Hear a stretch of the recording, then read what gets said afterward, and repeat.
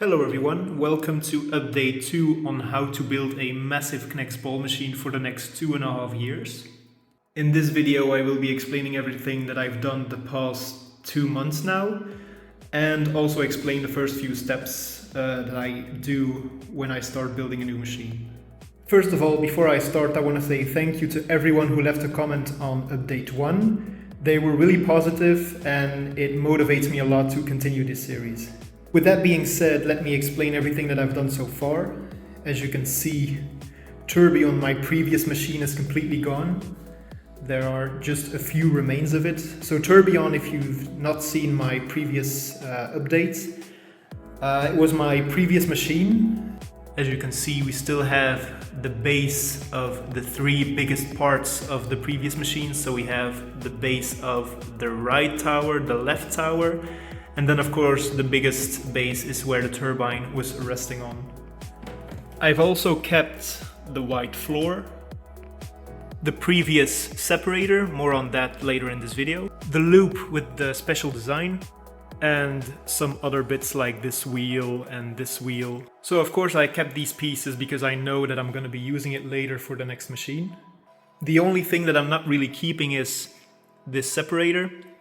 I just needed a few parts of it for the new separator that I'm gonna show later in this video. So the first few things that I do before I start a new project is of course cleaning the room, sort out my whole collection. And the way that I sort my pieces is basically connectors with connectors, and you have rods with rods. Then the wheels, and then other stuff. The special pieces are over here, like spacers and everything. The collection has grown a lot as well, because these cases, this box and these cases are new to the collection, which means that I'm not entirely sure anymore if I can fit my whole collection into one machine in this room. I will try my best of course, but I'm not sure it will fit anymore.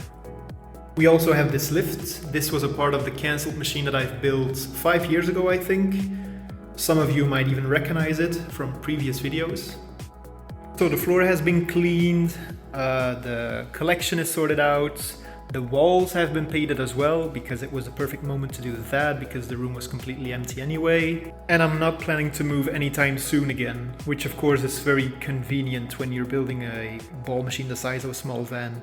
So when that's done, the first thing that I do is basically draw a few ideas. Some of you might recognize this. So here we have all kinds of ideas for elements or separators or lifts or anything. They're not the prettiest drawings, but it gives me an idea what for kind of elements I want to invent or build for the new machine. For example, this is a very simple drawing of the floor of the cancelled machine.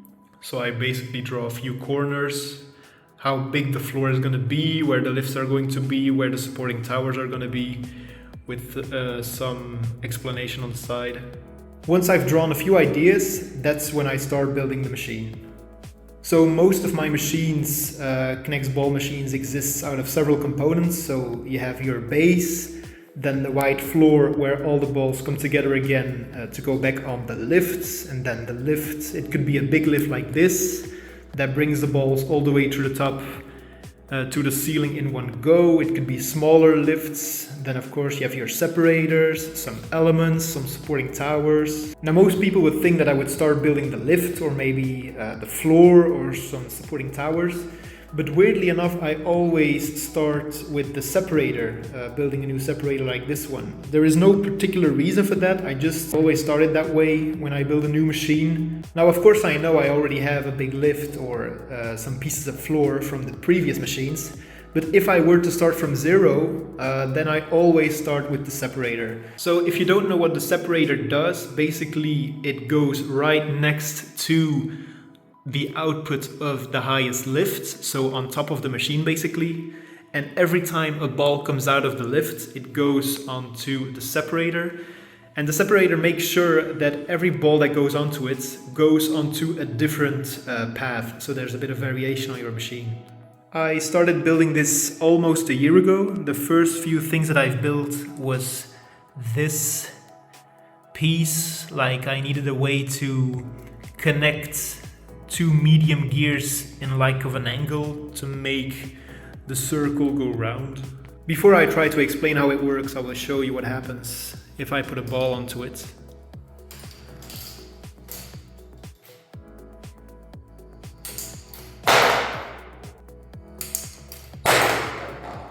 So basically, if a ball passes onto the separator, it goes onto this arm, it goes down, up again, and every time it makes that movement, one of these gray connectors stick out and pushes the ball to the side onto one of the pads.